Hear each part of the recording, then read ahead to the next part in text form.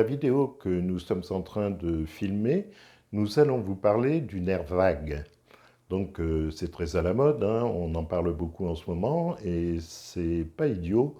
C'est la possibilité de comprendre des choses et c'est aussi la possibilité de pratiquer des exercices qui sont très simples et qui peuvent vous permettre d'agir sur le nerf vague. Donc le nerf vague, c'est une partie de notre innervation qui, pour la majorité de ses finalités, intervient à détendre. Hein. C'est le nerf qui participe plutôt à la détente, à la relaxation. Le nerf vague part de derrière les oreilles, hein, entre le cou et les oreilles, entre la colonne et les oreilles. Pour les spécialistes au niveau des trous déchirés postérieurs qui se trouvent sur la suture entre temporale et occipitale, occiput.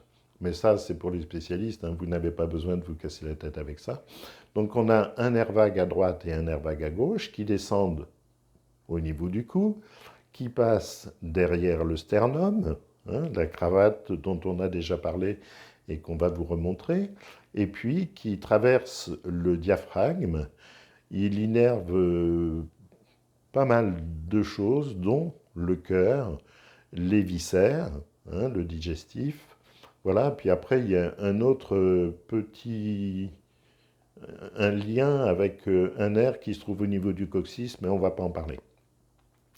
Donc, c'est le nerf sur lequel vous allez agir, que vous allez favoriser lorsque vous allez vous détendre, bâiller, respirer et voilà, vivre des choses heureuses. Et vous allez limiter son action dans tous les cas inverses où vous allez être trop speed, trop énervé, etc. Quand vous êtes en période d'énervement ou en crise émotionnelle, c'est d'autres nerfs qui interviennent. Donc le nerf vague, on dit qu'il fait partie d'un système sympathique avec le pendant. Donc le nerf vague, il serait plutôt modérateur, et son pendant, ça serait l'orthosympathique ou sympathique, hein, il porte les deux noms, qui est plutôt l'accélérateur. Donc quand c'est le sympathique qui prend le dessus, vous êtes en Speedy Gonzales, hein, vous êtes énervé, et quand c'est le nerf vague qui prend le dessus, vous êtes plutôt calmé, raplapla. S'il est en excès, vous allez même être en dépression.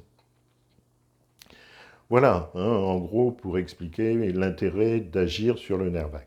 Donc, dans la mesure où il part du bas du crâne et où il passe par le cou, Claire va vous montrer à se masser le cou et la base du crâne.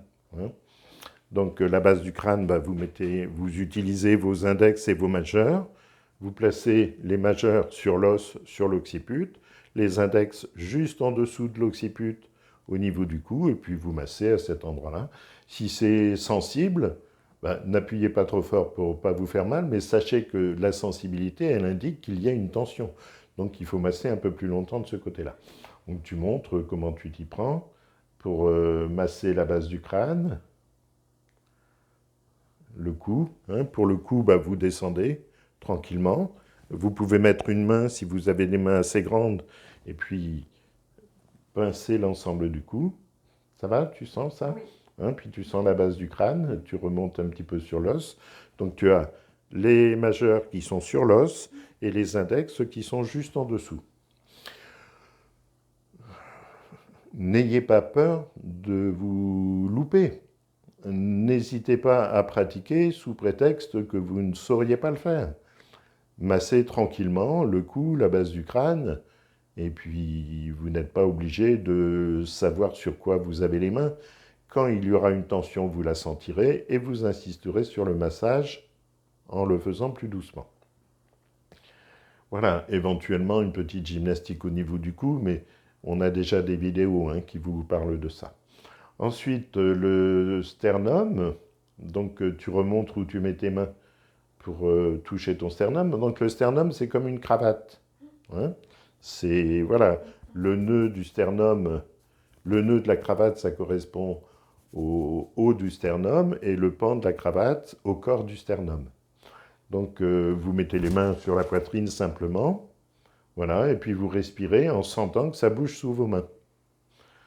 Donc vous avez l'impression que le sternum avance et monte, et qu'il recule et qu'il descend au fur et à mesure des respirations.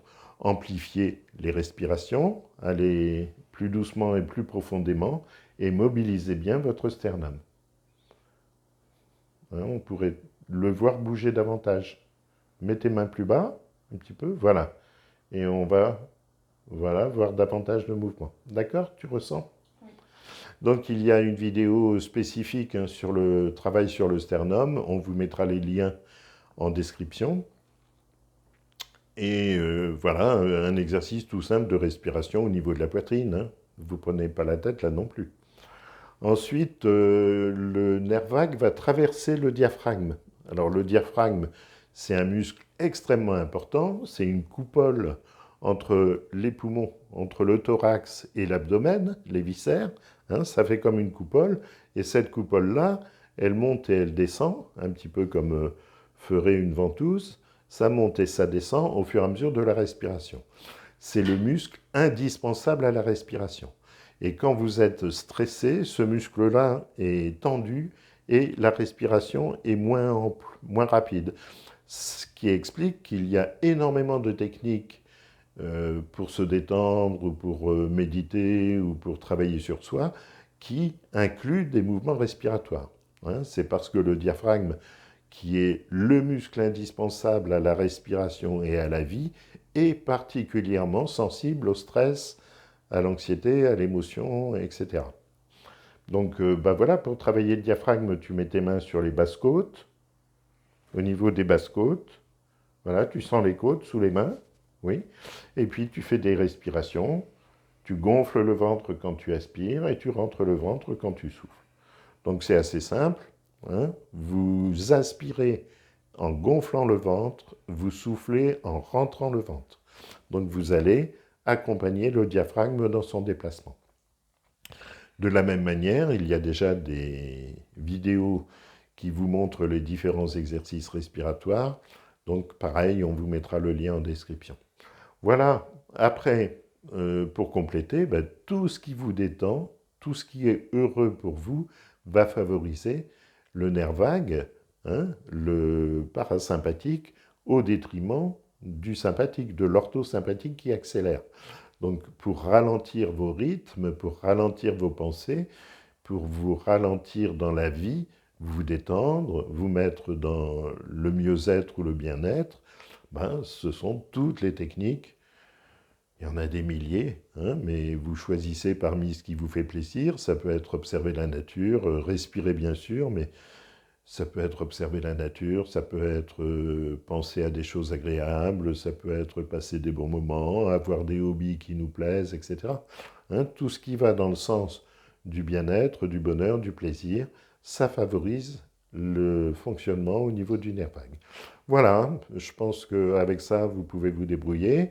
Donc il doit y avoir un article sur le site à propos du nerf vague avec différents paragraphes. Il y a peut-être même 2 ou 3 articles différents. Ça va reprendre ce que j'ai dit dans cette vidéo. Et puis il y a une partie pour les professionnels où l'anatomie du nerf vague est un petit peu plus détaillée. Voilà, si vous êtes satisfait, comme d'habitude, vous partagez, vous mettez un pouce, vous vous abonnez si ça n'est pas fait encore. Et je le répète, n'hésitez surtout pas à laisser un commentaire, à poser des questions. Merci, à bientôt.